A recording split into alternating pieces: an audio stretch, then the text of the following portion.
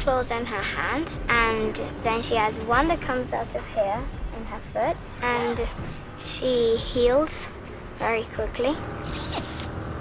Dafne did a lot of it herself, and it's impressive. She seemed fearless about some of the physical things. With the claws, it requires a level of active physicality, movement. It's not the same as Storm wielding lightning bolts where they're effectively conjuring. In this case, they really do have to interact. But she never flinched at any of it. In fact, seemed to be a natural in all those regards. We had claws that she would hold in her hand so she would see what that's like. I would use paper and have her break the paper and claw the paper and slice it in pieces. That way she knew what it was like to use those claws for real instead of just wielding them in the air. When she put those claws on, actually I looked over one day, she had my claws on and she was beaming. She's an 11-year-old kid who couldn't believe she was putting claws on and getting to stab people, you know?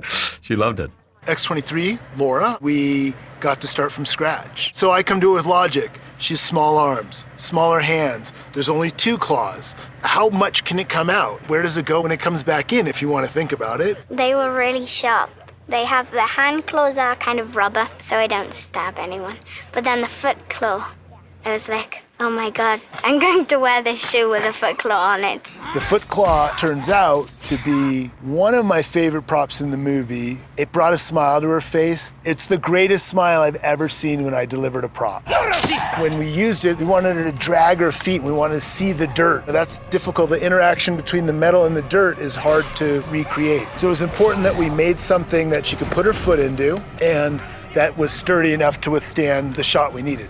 So we built a metal plate and a steel toe, and then I had the blade welded onto that, and it goes in through her shoe. So literally her weight is actually holding the blade in place. So as long as she's standing there and has her foot in the shoe, it's firm enough for her to do what we need. You did a great job last time of seeing Mad and then seeing Logan, right? Good. And then gunfire. Right, good. Look back to him. We have a moment where we finally see Logan and Laura fighting together. And we see that emotion come out of him, that he cares and he's looking for her. And then he finds her finally.